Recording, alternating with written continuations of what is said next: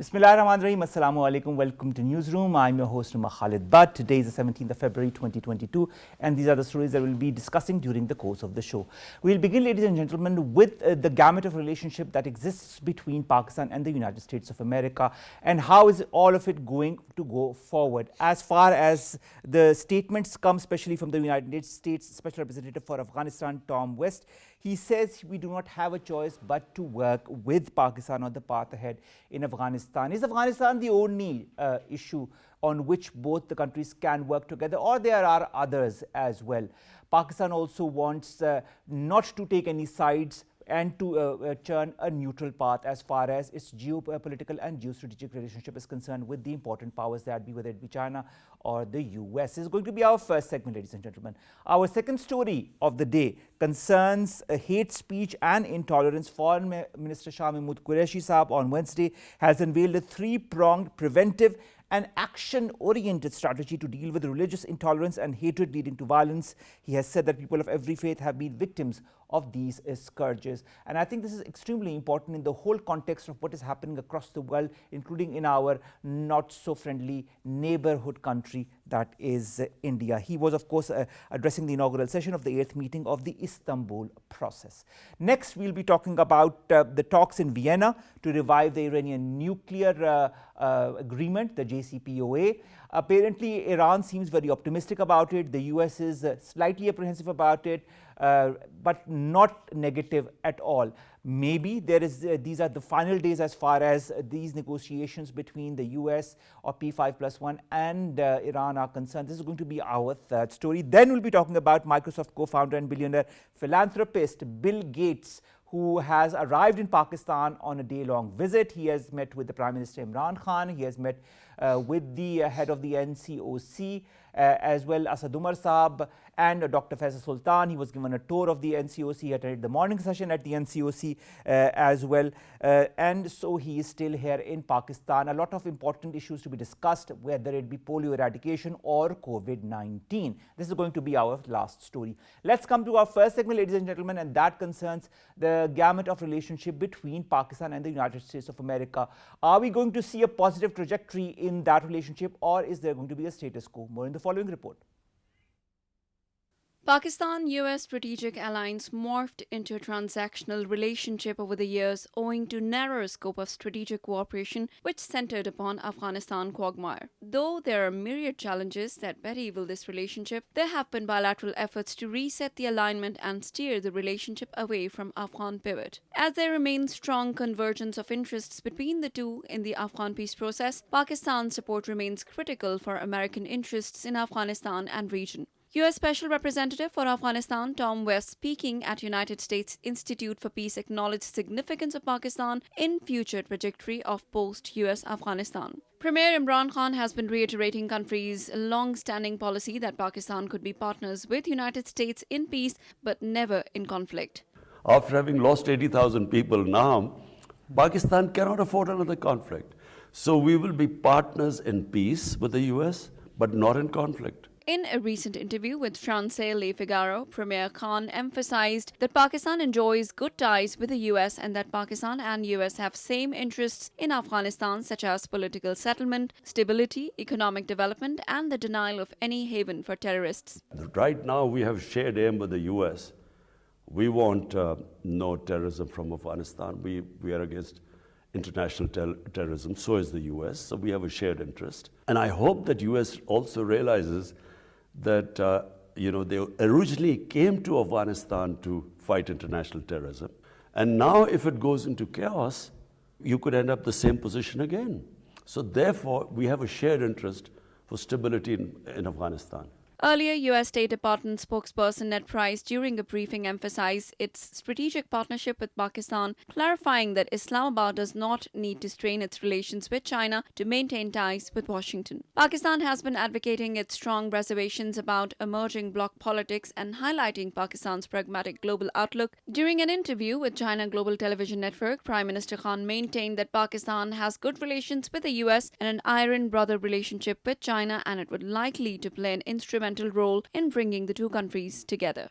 We have good relationships with the US. We have probably what we call iron brother relationship with China. And we do not want there to be a situation where Pakistan has to say, look, if you are with China, then you have to cut off your relationship with other countries. In fact, what we want is Pakistan to play the role which it played in 1970 when Pakistan was instrumental in getting the United States and China together. Now, to talk about the whole relationship and the different aspects of it between Pakistan and the United States of America, and where are we as far as this tangent is concerned? Can we move forward? Is there going to be a status quo? We've been joined by Salman Bhittani. He's a foreign affairs expert. Salman, thank you very much to have joined us. Salman, when you see the statement by Tom West, of course, that was at the U.S. Institute of Peace in Washington, and it happened on Tuesday. And when he was asked the question about Pakistan and Afghanistan, he said, we have no option but to work with Pakistan as far as Afghanistan is concerned. Is Afghanistan, Salman, the only agenda point as far as the U.S. relationship towards Pakistan is concerned? Well, I think it's very unfortunate, the kind of relations that these two countries had in the past, and they have been working together in great global agendas like the Cold War time and like war against terrorism. Now, I think it is the lowest ebb of relationship where only Afghanistan is thought to be an issue where Tom West had said that where the U.S. and Pakistan interests can converge. And there are no other avenues. Otherwise, I mean, there is a very vibrant Pakistani diaspora in U.S. There are Pakistani scientists who are playing major role. U.S. used to give us the biggest Fulbright scholarship program. There were academic linkages, there were industrial linkages, but unfortunately during the last regime and this regime as well, they could not fully exploit the potential between the two countries, and it has always been victim to the strategic orientations in the region, in South Asia, outside South Asia. It has also been affected by Pakistan's relations with other countries like China for that matter, though in the last instance where the US Department or US Foreign Office or somebody from that higher echelons talked about Pakistan-US relationship was about China, and there was a clarification from the spokesperson, that White House spokesperson, that it's not Pakistan's relations with the US does not limit it to have a relationship with anybody else, and let alone China. But these are cosmetics, these are gimmicks. At the end of the day, we know that the China-Pakistan relationship has influenced this strategic scenario that used to be there. Like I remember, there used to be a strategic dialogue. There used to be this terminology of strategic partnership, which was used for both the countries. And in 2022, we don't see any kind of conversation or any kind of communication between the leadership of both the countries, which used to be very often. Is there a trust deficit, Salman, between the two countries? Definitely there is huge trust deficit, because as one of my teacher used to say, that both the countries, think that they have same interests. They are in a same team, but both have different dreams. So Pakistan is part of South Asian security architecture. It has different compulsions, it has different needs, requirements. Its interest orientation is different than a global player. And both these countries, United States and Pakistan, have been suffering from finding out a common point where where the interest of both these countries converge, because US has failed to understand Pakistan's concerns as far as... Why is there a failure to understand Pakistan's concerns? Because the concerns are quite evident and quite transparent as far as the Pakistani perspective is concerned. Or is there a deliberate understanding that these Pakistani interests will not be adhered to? I think post 9/11 world is a different world, and the lampposts in global politics have changed. So the closeness of United States in South Asia with India and projecting India as a policeman of the region and somehow empower India to equalize or somehow contain China. This whole strategy, this whole thinking, this political landscape that has emerged has limited the space that Pakistan and US used to have.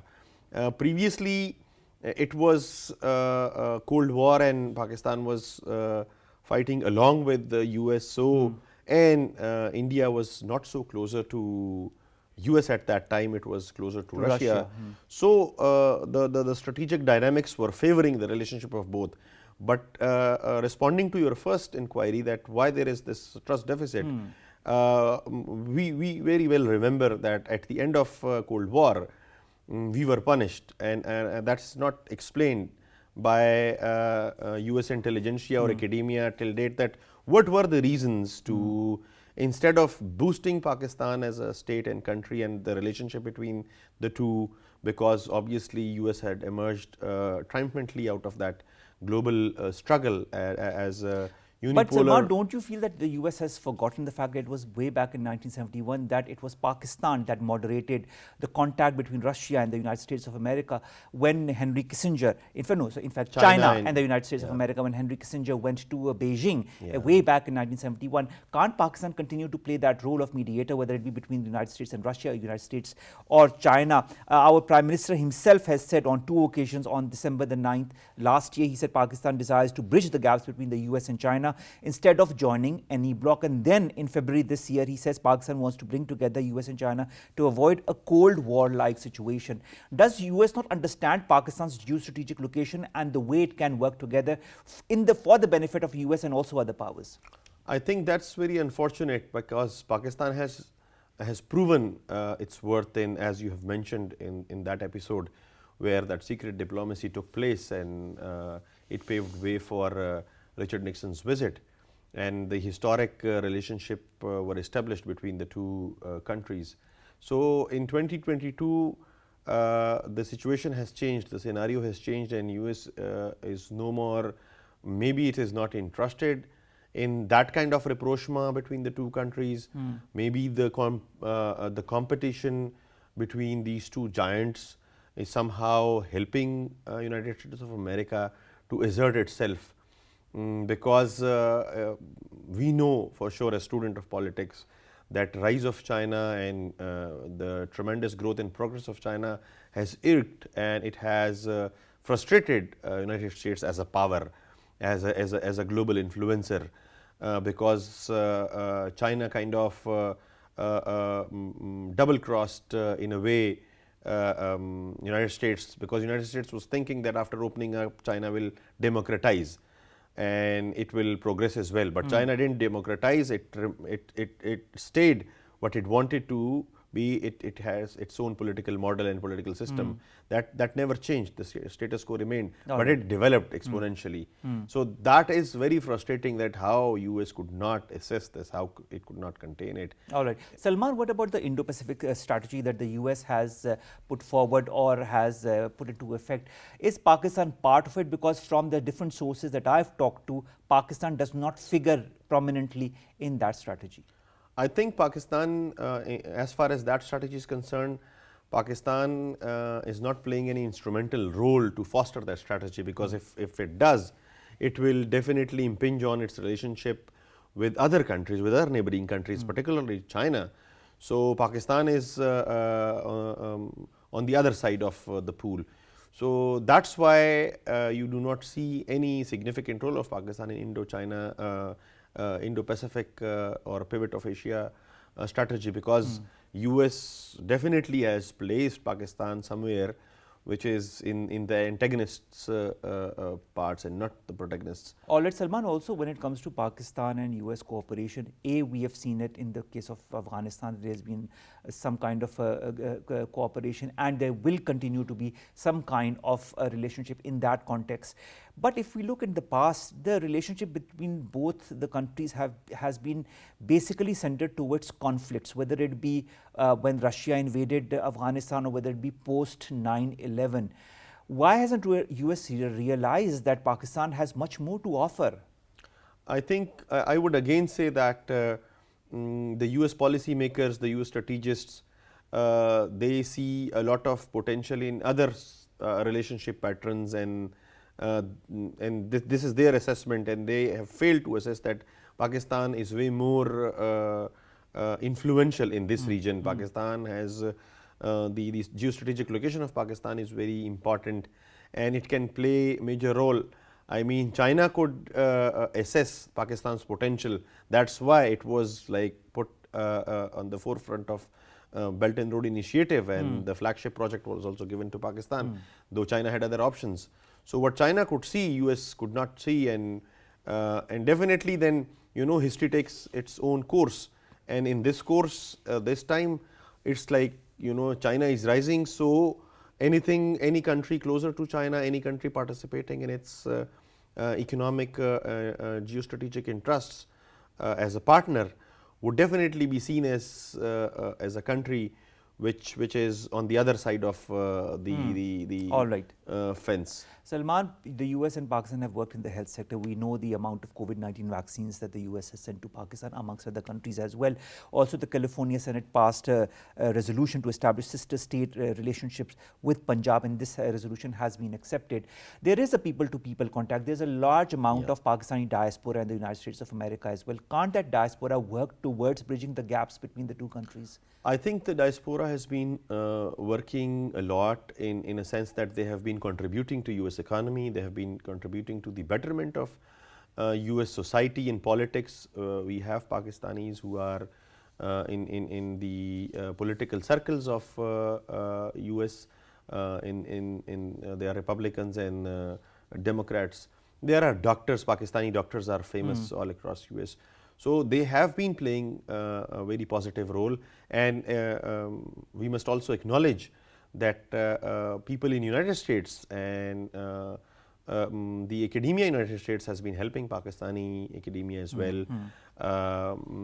As I mentioned earlier, the Fulbright scholarship program has really influenced Pakistani students, Pakistani families. And those students then may come back and they contribute to the Pakistani society. I mean, that's tremendous example of tremendous trust between the people of the two countries. But that could not translate into political, rapprochement between the two countries, that in a way that could bring up sustainable relationship patterns, because we have seen that there have always been these highs and lows.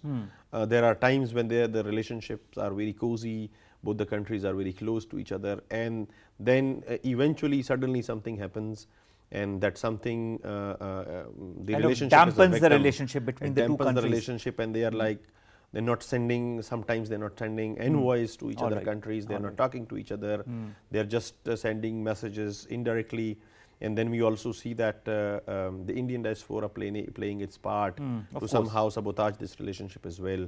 But the problem is not with them, the problem is with those who are like getting sabotaged.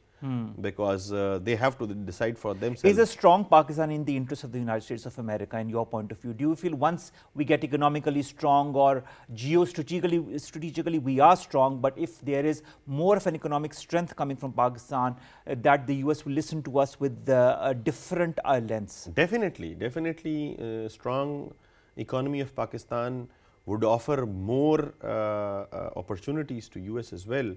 And US will be looking forward to that, because in the past 10 years or in past 15 years, what we have seen is that the interlocutors, the people in the middle, those who have different interests, they have been coming up with different conspiracy theories, and they have been presenting Pakistan as a threat or as a place which does not cater for the relationship of the betterment of US or its interest, or Pakistan is a place where there is a lot of anti-Americanism in the populace. So these kind of conspiracy theories has always been hatched by different structures. So a strong Pakistan would definitely influence all these conspiracy theory processes, where sometimes I remember that 10 years back they would talk very differently about Pakistan's nuclear program, though technically they knew that it is the safest program on earth.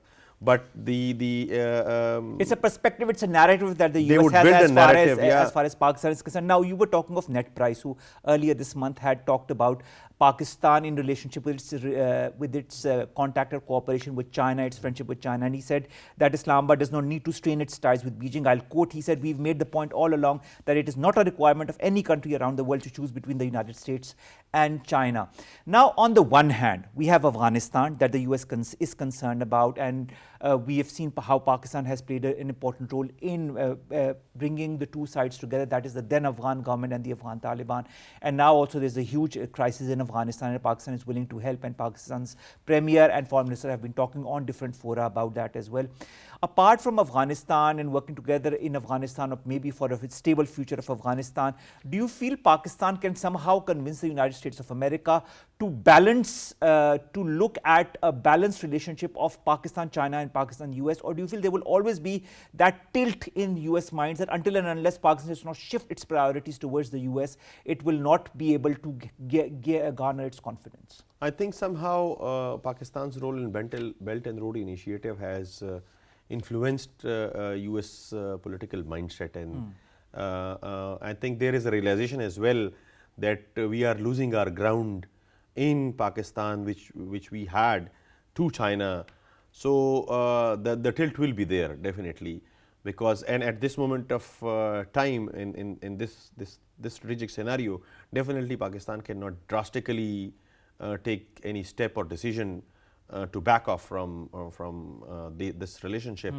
So I think there is some sort of anxiety in US circles as well, because we keep on listening to these kind of statements, because otherwise in the beginning when Biden came to power, there was complete silence and there was no mention. But now you see, and we also see that I think Prime Minister's recent visit to China for the Winter Olympics has also played some role. It has also influenced the mindset, because that's why you see these statements coming from important people. But at the end of the day, it's the calculus of a country which makes it happen, that it will decide either for this camp or that camp. And if a country provides more opportunities, a conducive environment, it is not using a carrot and stick policy, it is not intimidating and pressurizing you as a state, or sometimes treating you as not equal partners, definitely the country will choose its path. It's a respectable, honorable path. Let's see how this path moves along or shapes itself in the days to come as far as the tangent of relationship between the US and Pakistan is concerned. We want that relationship to happen. Whether it happens or not, only time will tell, and the US authorities as well. Thank you very much, Dr. Salman, to have joined us and to have talked to us about the US-Pakistan relationship. Next, ladies and gentlemen, in our second story, we will be talking about Islamophobia, countering of hate speech, and of course, Shah Mahmood Qureshi Saab's address to the inaugural session of the 8th meeting of the Istanbul process on the theme of the 10th anniversary of the Human Rights Resolution 16/18, looking back and moving forward. More in the following report. In a world marred by xenophobic and far-right political doctrines, emergence of religion-based hatred depicts most dangerous phenomenon of contemporary world. According to UN Secretary General Antonio Guterres, the hateful attacks are being directed to some simply because of their religion or belief, ethnicity, gender, or sexual orientation. The 8th meeting of Istanbul process was hosted virtually by Pakistan from Geneva. Pakistan's Foreign Minister Shah Mahmood Qureshi presented a three-pronged preventive and action-oriented strategy as a way forward to prevent and counter menaces. Foreign Minister called for a building legal deterrence against hate speech and concluding an international instrument that prohibits disseminations of ideas and expressions which incite acts of religious intolerance and hatred leading to violence. Addressing the meeting, Foreign Minister also emphasized the need for reviewing discriminatory state laws, policies and practices, and promoting interfaith harmony, tolerance, and peaceful coexistence. The theme of the meeting was 10th anniversary of UN Human Rights Council Resolution 16/18, looking back and and for moving forward. The virtual moot witnessed broad participation of member of states, intergovernmental organizations, civil society, faith community, mainstream and social media. Pakistan was also the key stakeholder in launching the Istanbul process back in 2011 and a part of the Quartet countries along with Turkey, United Kingdom and United States. US envoy Azra Zia hailed the Istanbul process a necessary and vital tool for addressing future and real-world harms. In line with Prime Minister Imran Khan's vision, Pakistan hosting the 8th Istanbul process advocates the adoption of affirmative and regulatory measures as a bulwark against religion-based violence and Islamophobia. Hamid Khan Al-Mushriki, senior analyst, joins us online to talk about Pakistan's endeavors to counter Islamophobia and hate speech. Hamid, thank you very much to have joined us. Hamid, this inaugural session that, of course, Shah Mahmood Qureshi Sahab addressed and talked about the different strategies that he has envisaged as well. How important is this three-pronged strategy: review of the discriminatory state laws, policies and practices, promotion of interfaith harmony, tolerance and peaceful coexistence, and an international instrument to prohibit dissemination of ideas which incite acts of religious tolerance and hatred? Thank you very much, Omar. I think this is very important speech from Foreign Minister Shah Mahmood Qureshi, and the 3 points which he has made, and the three, I should say, the plan of action based on 3 points he has given is quite clear. And obviously all these 3 points are very important, but I would say that the first thing is that review the laws. This is the most important thing, is that there has to, as I told in another program as well, that there are so many, hate speeches, incidents and everything, and so many incidents we have come across where people take advantage of freedom of speech and they cannot differentiate between freedom of speech and hate speech. And that's what they take advantage of. There should be proper punishments for the hate speech, because hate speech is the one which leads to the hate crime. And then hate crime is damaging the entire society. And we have seen the classic example of India, where everything is always starting from the hate speech. And as Prime Minister Shah Mahmood Qureshi rightly mentioned, that Islam is the one who's been targeted the most in terms of hate speech around the world.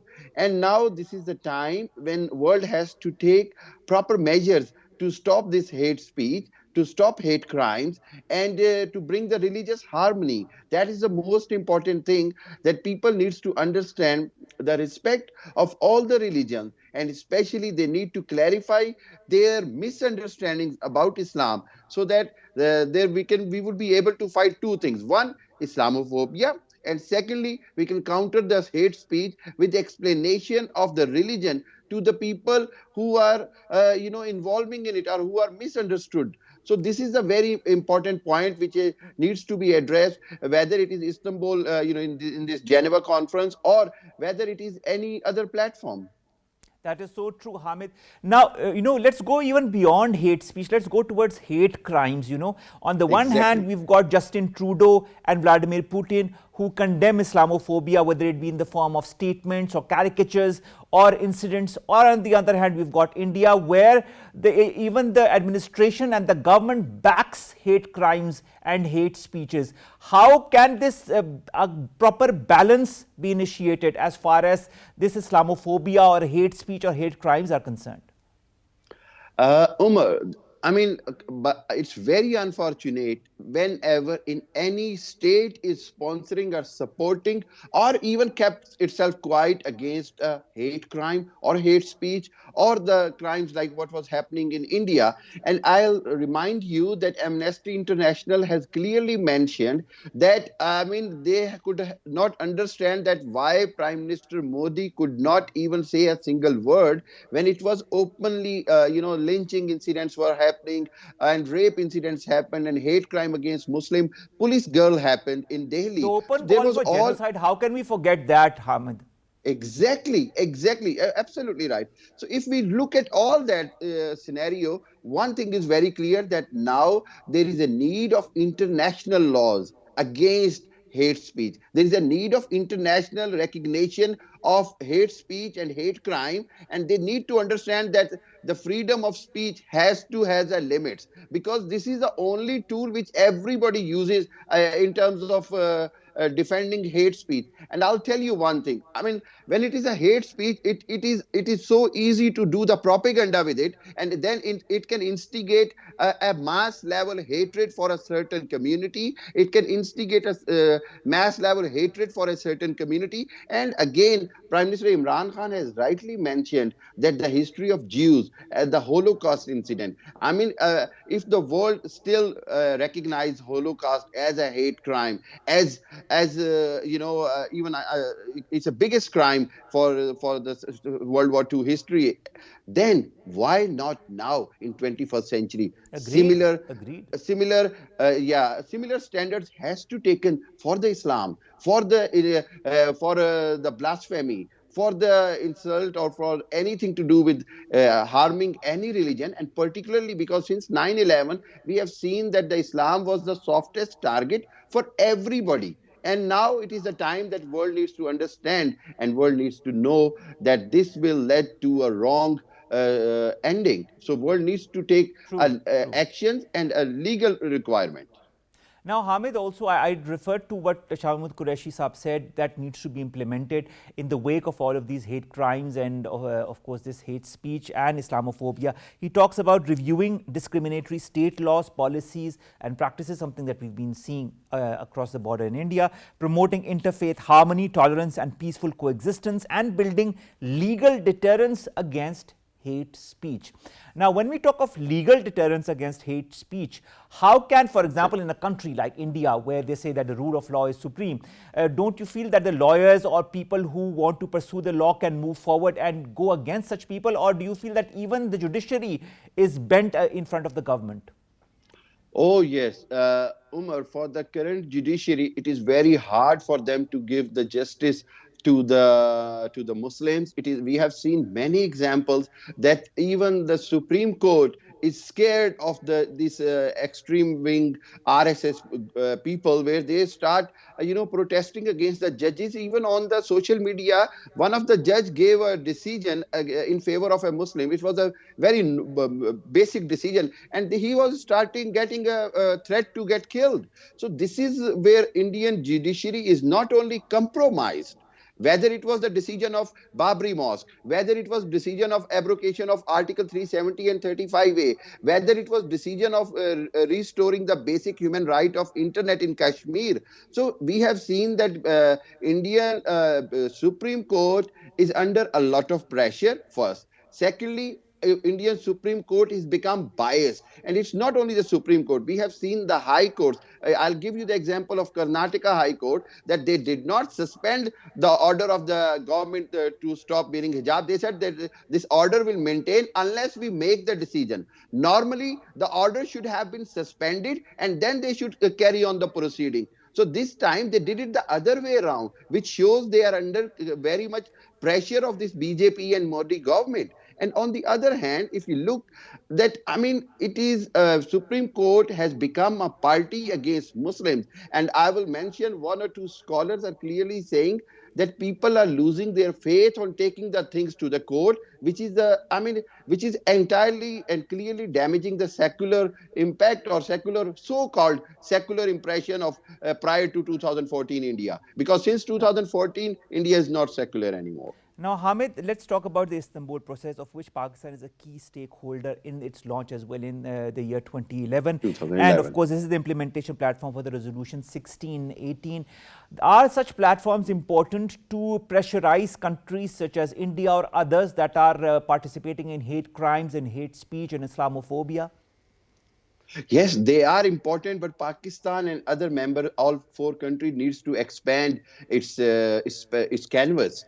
And they needs to add more countries in it. Like we had, a representative from United Nations, we have observer from European Union, but I would say that leaving only on Pakistan, Turkey, United Kingdom, and USA, Pakistan and other four member countries needs to add more countries, so it will have more impact and it could be more effective. It is effective, but not as much as it should have been, because this forum has been established over 10 years now. So I think so that Pakistan needs to take a further action. Like Pakistan is trying to bring OIC, observer here, but Pakistan needs to bring more number of countries so that Pakistan and Turkey and United Kingdom and USA, they can build a proper narrative against hate crime. This is the time when we need to bring and build a proper narrative against the hate speech and hate crime, because this is the only way to achieve the harmony on this planet. I mean, that's the only thing, that if we want to have a peaceful